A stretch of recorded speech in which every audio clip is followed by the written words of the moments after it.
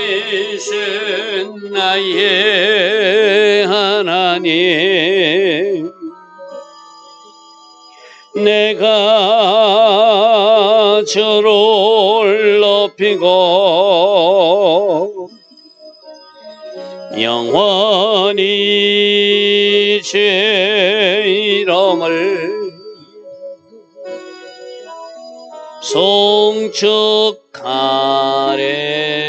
송축하리이다. 왕이신 나의 예수님, 왕이신 나의 예수님, 내가 주를 높이고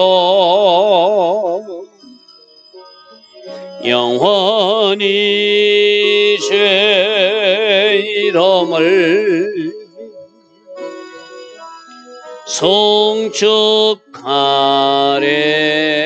송축하리이다. 왕이신 나의 예수님, 왕이신 나의 예수님, 내가 주를 높이고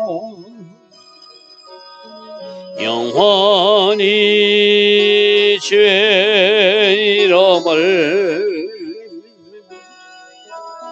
송축하리이다. 왕이신 나의 성령님, 왕이신 나의 성령님, 내가 주를 높이고 영원히 제 이름을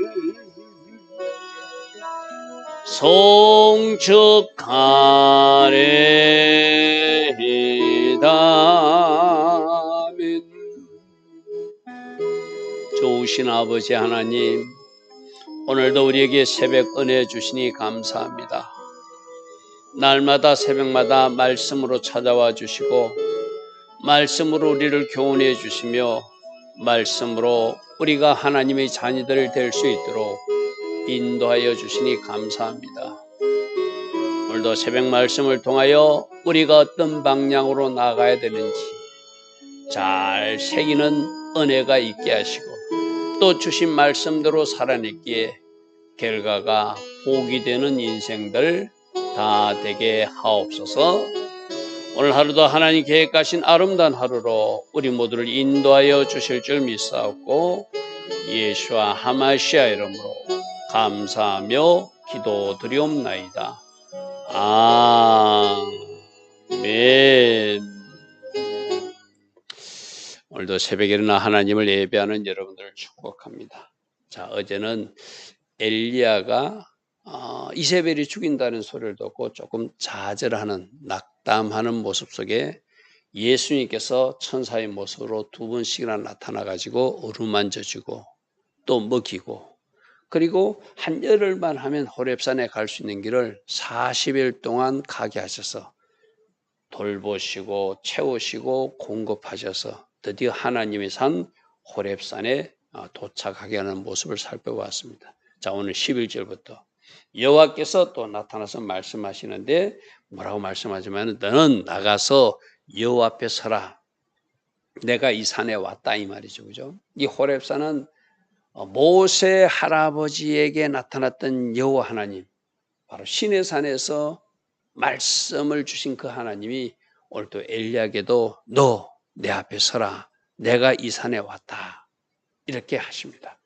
근데 여호와께서 분명히 지나가시는 것 같은데 여호와 앞에 크고 바람이 산을 가르고 바위를 부수나 바람 가운데도 여호와는 계시지 아니하고 이거는 바람은 불었는데 하나님이 오시는 징조로 바람은 보였는데 하나님이 보이지 않았다. 계시지 않았다는 의미보다 보이지 않았다. 맞잖아요.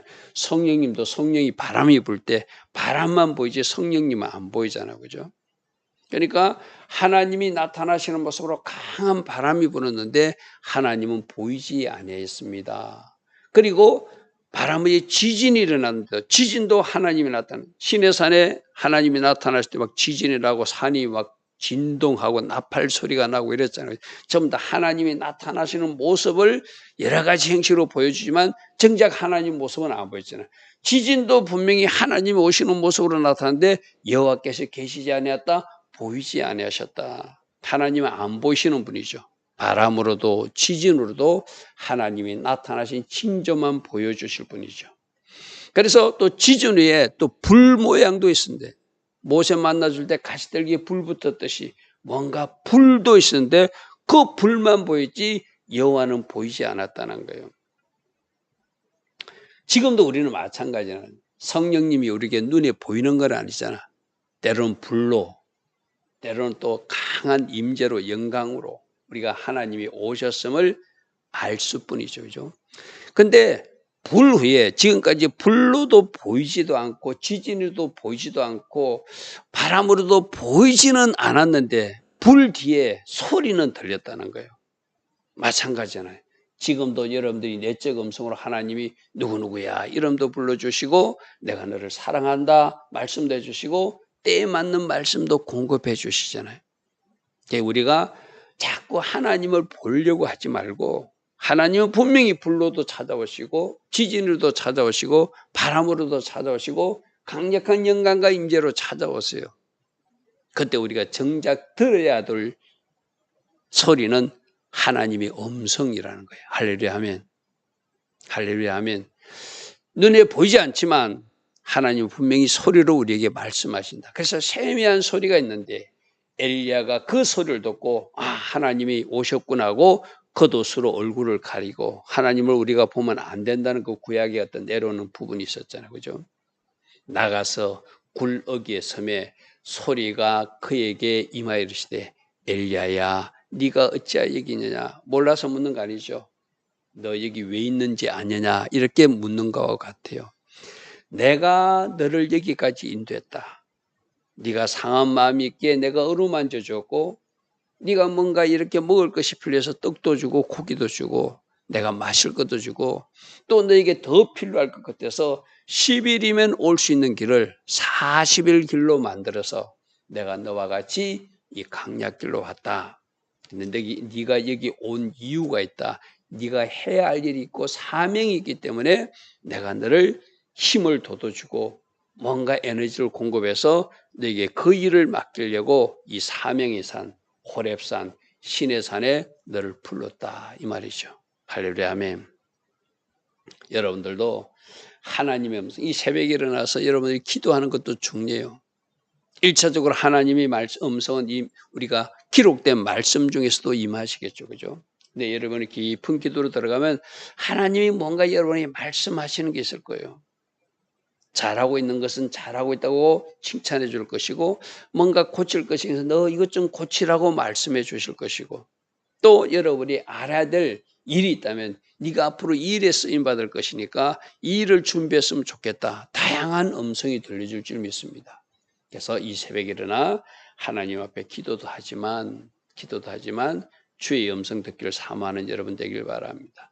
14절입니다. 그가 대답하되 앞에서 했던 말 똑같이 해요. 내가 만군의 여호와께 열심히 특심이었다. 이 말은 무슨 말이겠죠? 나는 하나님이 거룩한 분노를 가지고 저 우상 숭배하는 사람들을 내가 볼 수가 없어서 내가 그 거룩한 분노로 저 갈멜살 전투에서 450명을 처리하고 그렇게 산 것 하나님 아실 것입니다. 그들이 하나님의 백성들이 주의 언약을 버리고 주의 제단을 헐어버리고 칼로 주의 선지자들을 죽이고 이런 악한 일을 할 때 하나님 대신 내가 거룩한 분노를 가지고 살았던 거 하나님 아지 않습니까? 그런데 많은 사람들이 기울어서 지금은 나만 남은 것 같습니다. 그리고 또 저 아합이나 이세벨이 내 생명을 찾고 있어서 내가 잠시 그 노뎀나무에서 누워 있었습니다. 이제 자기 이야기를 하는 거겠죠. 그러니까 15절 여호와께서 그에게 이르시되 너는 내 길을 돌이켜 강야를 통하여 이제 다메섹이라는 곳에 가서 하사엘에게 기름을 부어 아람의 왕이 되게 하라. 지금 이때는 베나다시 왕이 되거든요. 베나다시 왕인데 베나다시 군대 장관이었던 그 부하 하사엘이 이제 장차 왕이 될 것을 알려주라. 이 실제로 성경에 뭐 하사엘을 만나서 기름 붓고 하는 장면은 없어요. 이거 엘리야의 마지막 사명이다. 하사엘이 왕이 된다고 가서 말해주라. 그리고 그가 이제 아람의 왕으로서 뭔가 할 역할인데 여기서 할 역할은 뭐 이스라엘의 좋은 역할이 아니라 이스라엘 백성들이 자꾸 우상 숭배의 길로 가니까 그들을 치는 도구로 이 하사엘을 사용할 것이다 이 말이에요. 하나님의 백성들이 잘할 때는 좋은 것을 공급해 주시고 또 하나님이 선한 것으로 많이 채워주시지만 하나님의 백성들이 잘못할 때는 징계의 도구를 사용해야 되잖아요. 그 악한 지도자도 사용하고 전쟁도 사용하고 기근도 사용하고 전염병도 사용한다고 해서 그죠? 지금 이 하사엘에게 기름을 붓는 것은 이스라엘을 괴롭히는 찌르는 가시로 내가 사용하고 싶다. 왜? 이스라엘 백성들이 아직도 정신을 못 차리니까 이 말이거든요. 저들이 우상 숭배에 빠져서 너도 말하듯이 너 혼자 남았다고 생각하지 않느냐? 저 아까 이세벨이 저런 일을 하고 있는데 가만두지는 안 되니까 내가 하사엘을 사용하고 싶으니까 가서 네가 장차 아람 왕이 된다고 말해주라. 그러니까 이 일, 그렇게 엘리야는 지금까지 열심히 살아왔어요. 근데 그가 이제 하나님 나 그만 살고 싶으니까 천국 데려가 주셔야 하는데 아니다 너에게 더 할 일이 있다 하고 먹이고 어루만지고 에너지를 받아서 호렙산에 와가지고 지금 첫 번째 하사엘에게 기름을 부어서 그가 아람의 왕이 된다고 말해주라. 그래서 내가 이 하사엘을 나의 도구로, 이 말이 좋은 도구는 아니에요. 이스라엘을 심판하는 그 채찍으로 도구로 내가 사용할 계획이니 그가 왕이 된다고 준비하라고 말해주라. 이것이 네가 할 일이다. 그러니까 너는 지금 다시 돌아가서 광야길에서 다메섹까지 가야 된다. 거기 가서 장차 이 하사엘이 다음 베나닷을 위해서 왕이 된다고 말해주라. 이것이 첫 번째 일이라는 거예요. 그 다음에 16절 또 네가 할 일은 님시의 아들 예후, 예후는 앞에 나왔던 선지자 예후가 아니라 이제 장차 왕이 될 예후에게 기름을 부어서 이스라엘 왕이 된다고 말해주라. 그러니까 하나님의 백성들이 뭔가 잘못된 일이 있을 때는 외국 군대도 사용하고 외국의 왕을 사용해서 전쟁을 일으켜서 치기도 하지만 내부에 또 어떤 그 왕을 세운다 할까, 지도자를 세운다 할까요? 여러분 우리가 앞에서 살펴봤잖아요. 여로보암을 심판할 때 누구를 세워서 바사가 반란을 일으켜서 심판하게 하셨잖아요. 그죠? 그러니까 또 바사가 나쁜 길로 가니까 또 시므리를 7일 동안 왕을 세워서 심판하게 하셨잖아요. 그죠? 그러니까 지금 엘리야를 통해서 아람 왕을 세우는 것도 이스라엘 왕을 세우는 것도 그 백성을 심판하고 그 나라를 심판하는 도구로 사용하기 위해서 기름 부으라는 거예요. 예후에게도 기름 부어서 이스라엘 왕이 되어서 그가 이 아합왕이 얼마나 나쁜 왕이었어, 그죠?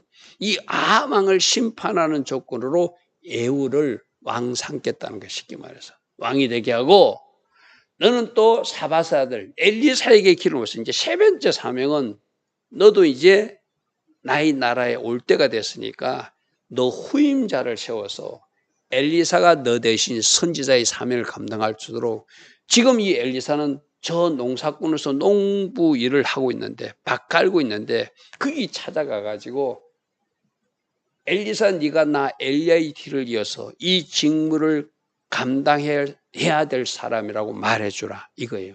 자, 세 가지 사명이죠, 그죠? 아람왕 이스라엘 치는 왕이에요. 이스라엘 공격하기 위해서 세우는 왕이고 이 예후는 아합왕을 심판하기 위해서 세우는 왕이고 그 다음에 엘리사는 하나님의 선지자로서 하나님의 뜻을 전하고 잘못한 사람들은 책망도 하고 꾸짖기 위해서 엘리야 대신 엘리사를 세우는 거. 그래서 엘리사에게 기름을 부어 너를 대신하여 선지자가 되게 하라는 것은 뭐죠? 이제 엘리야 너도 사명이 끝났으니까 나에게 와야 된다. 그러나 너 대신 일할 사람이 있어야 되지 않는가. 그거는 내가 두루 살펴보니까 저 엘리사가 있더라. 그 엘리사를 찾아가라는 것이죠. 그래서 17절 말씀을 잘 보십시오.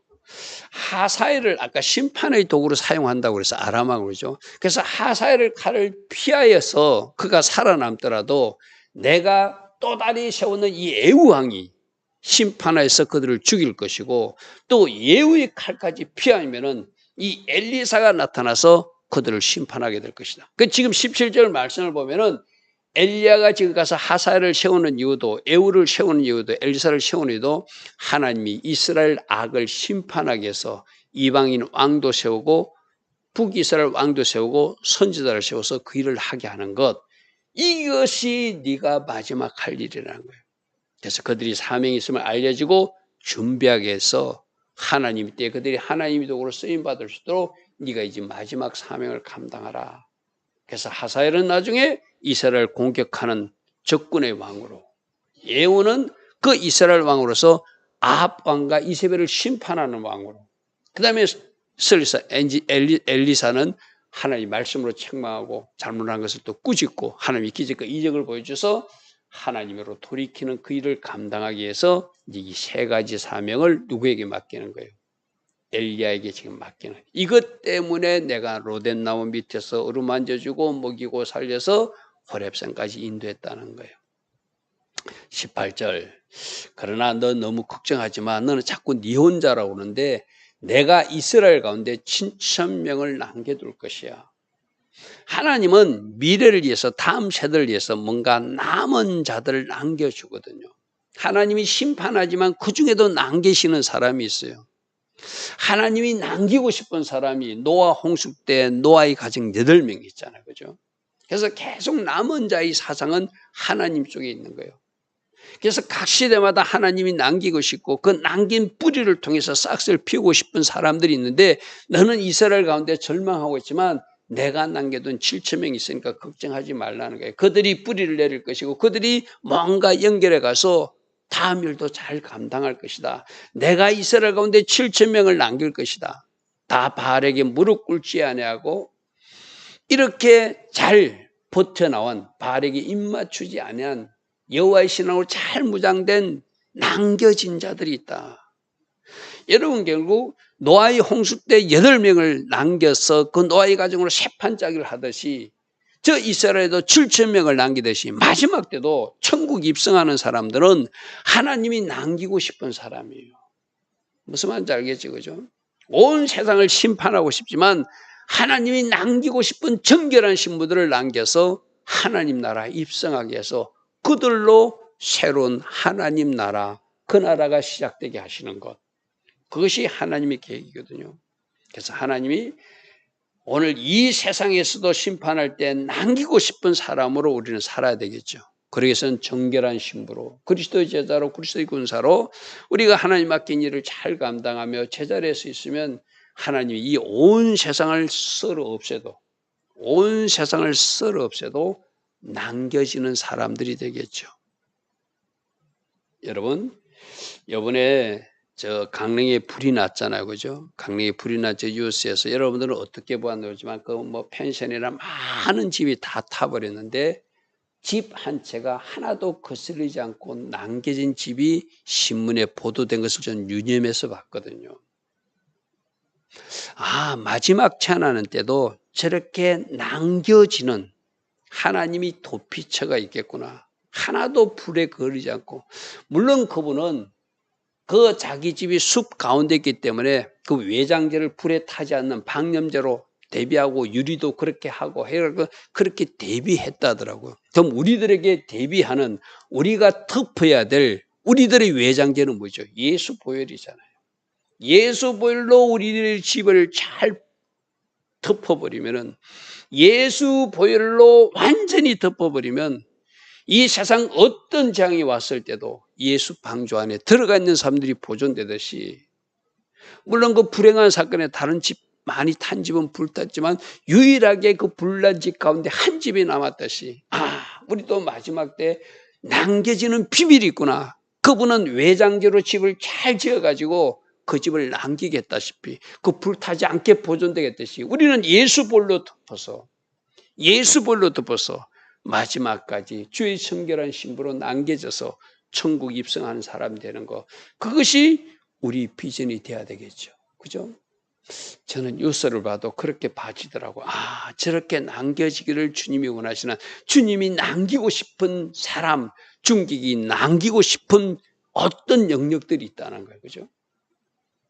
19절, 엘리야가 거기 있었더나 사바델 아들 엘리야사를 만나러 갔다는 거예요.